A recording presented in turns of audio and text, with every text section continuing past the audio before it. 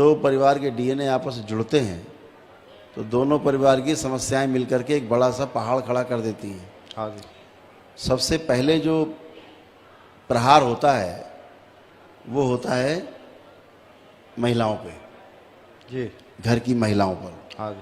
क्योंकि सबसे सॉफ्ट होती हैं। जी। अक्सर लोग पूछते हैं कि अरे यार ये औरतों को ही क्यों होता है सब ये। जी। आज भी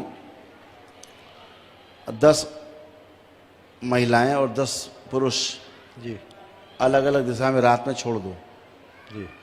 10 पुरुष तो हो सकता वापस सही सलामत आ जाएं, लेकिन 10 महिलाएं पूरी पूरी वापस नहीं आएंगी। समझ रहे हैं?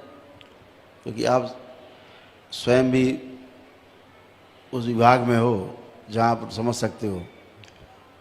ये स्थूल जगत का मामला है, ठीक ऐसा ही सूक्ष्म जगत में भी है। वहाँ भी स्त्री आकर्षण का केंद्र है। ये सारी गंदगी स्त्रियों के प्रति आकर्षित होती है और सबसे ज़्यादा उधर ही घुसती है, इसलिए सबसे ज़्यादा वही परेशान होती हैं। जी। तो ये जो स्थूल जगत है, इस स्थूल जगत में सबसे ज़्यादा परेशान महिलाएं हैं, जी। शरीर में रह करके भी। जी। ऐसे सूक्ष्म जगत में भी सब ऐसे ही चलता रहता है ना? जी। तो हर आदमी कहीं न कहीं जाता ही है और हर जगह से घूम फिर के बेचारा आता ही है यहाँ। आदमी यहाँ के अच्छा होते ही आप रोज ही देखते हो, है ना? तो दूसरों की चर्चा क्या करना है अपने करके। मैं फर्स्ट टाइम आया था गुरुजी, 9 दिन का किट लेके गया था और 9 दिन का हवन घर किया था लगातार। हाँ, माउस के लिए आया था जी, तो ग्रहण के मसले में वो एक दिन पहले हो चुका है। मैं सुबह 8 बजे पहुंचा, रात को हवन हो चुका था। 2-3 दिन से ही हूँ। अच्छा, ब्लैक मैजिक करवाना था गुरुजी, एक एक मेंबर को मैं ला नहीं सकता क्योंकि दोनों बच्चे मेरे आउट ऑफ कंट्रोल है। घरवाली है वो पेंडुलम है, कभी इधर कभी उधर, कभी हाँ या कभी ना। हाँ। तो मैंने गुरुजी आपसे विनती की है, मेरी थोड़ी व्यवस्था करा दें, वनडे प्रक्रिया, ताकि मेरा जीवन सफल हो जाए आपके चरणों में बैठ के। हाँ, वनडे वाले में ये होता है कि सबको लाना नहीं पड़ता है जी। सबको ला करके ब्लैक मैजिक और सबको ला करके स्मृति चिकित्सा ये नहीं करनी पड़ती। उसमें एक ही आदमी कर लेता है कि संकल्प करके सबका हो जाता है। दूसरा गुरुजी, पिछले कई सालों से लोग भी हंसेंगे, ऐसे ऐसे तांत्रिक ऐसे ऐसे वैद्य मिले, उन्होंने 3 बार 3 शमशान घाट पहुंचवा दिए मुझे। एक हरियाणा में, एक दिल्ली में, एक हरिद्वार में। एक एक हफ्ता रात को शमशान घाट में बैठाए रखा है जी, अकेले कोई। सिख साहब, मैं बताऊँ आपको, इस दरबार का अनुसंधान है कि कोई भूत प्रेत ऐसी कोई चीज़ नहीं होती, समझ गए आप, जो आपको खा जाए और मार डाले। ये सब बकवास, कोरी बकवास है। इस जगत में ईश्वर की सत्ता है, 2 सत्ताएं हैं, देव सत्ता और आसुरी सत्ता, 2 ही है जी। बाकी तो सब बहानेबाजी है, सब आगे पीछे वाले हैं। अब समस्या ये है कि हम कैसे हैं ये डिपेंड करता है।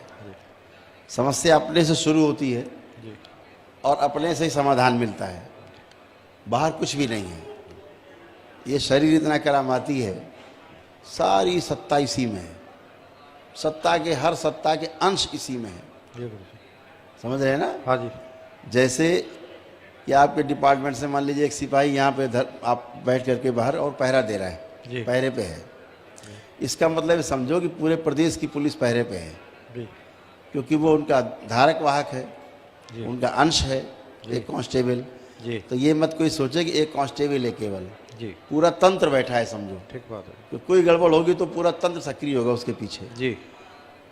ऐसे ही हर एक व्यवस्था का अंश इस मानव शरीर में है। जी। जब वो तंत्रित होता है तो पूरी व्यवस्था सक्रिय हो जाती है उससे संबंधित। जी। आप आसुरी विचार रखते हो तो आसुरी वाली सक्रिय हो जाती है, जी। आप दैवी विचार रखते हो दैवी वाले सक्रिय हो जाते हैं। जी। जैसा भी आप सोचते हो वो पूरा तंत्र सक्रिय हो जाता है, तंत्रित होता है ना? जी। तो जो व्यवस्था है, तांत्रिक एक शब्द है। जी गुरुजी। तांत्रिक शब्द का अर्थ इतना सुंदर है, इसको लोगों ने इतना विभत्स बना दिया। जी। जैसे बलात्कार, अब बलात्कार कोई ऐसा शब्द नहीं है। बलात्कार कोई भी काम बलात्कार, हम आपका पेन छीन ले तो ये बलात्कार ही है, और क्या है। जी। लेकिन बलात्कार उस शब्द को वहाँ जोड़ दिया है उस धारा से कि वो भाव ही दूसरा हो गया, शब्द का जी गुरु। अर्थ ही बदल गया। जबकि ऐसा कोई अर्थ नहीं उस शब्द में। तो जो ये जो व्यवस्था है, समस्या बहुत छोटी सी है, इतनी छोटी सी है कि आदमी को हंसी आए अपने ऊपर। आपके लिए छोटी गुरुजी, हमारे लिए तो पहाड़ बराबर है। तो जो तांत्रिक शब्द है ना, इसका अर्थ इतना सुंदर है। तांत्रिक का अर्थ होता है प्रेरणादायी, प्रेरणा देने वाला, जी प्रेरणादायी क्रिया कराने वाला, प्रेरित करने वाला, आपको प्रेरणा देने वाला, शुभ की प्रेरणा करने वाला। जी गुरुजी। तंत्र मतलब व्यवस्था, व्यवस्था के अर्थ में आपको प्रेरणा देने वाला व्यक्ति, उसे कहा गया तांत्रिक। अभी आप व्यवस्था को फैलाने वाले को तांत्रिक बोल दिया। गुरुजी 40 दिन एक ने प्रेत सिद्धि करवा दी, पूरी रात बैठा के। एक फक्कड़ बाबा जी के फंस गया, उसने 40 दिन मेरे से बगला मुखी जाप करवा दिया, उसका दशांश हवन तर्पण करवा दिया जी। लिखने लग जाऊं कागज भर जाएगा महाराज। आदमी करे क्या? अच्छा भी 35-40 लाख रुपया लगा चुके बाबा जी, मैंने धक्का खा के JNK से लेकर बंबई तक, कलकत्ता तक घूमे आज, गुवाहाटी, आसाम, माता कामाख्या देवी तक भी। सही होना जाना कुछ नहीं। उल्टा क्या है गुरुजी, शरीर में इतनी जबरदस्त हुंकार मारती है, आज तक ना तो वो किसी के समझ में आई, ना किसी से रोकी गई। मैं ये कहता हूँ अच्छी है तो इससे फायदा कराओ, मेरे घर में नुकसान हो रहा है, बुरी है तो हटाओ।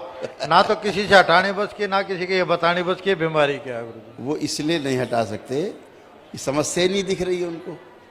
जी गुरुजी। तो जब समस्या नहीं दिख रही तो समाधान कैसे होगा? जी पहले तो समस्या दिखे ना। हाँ जी।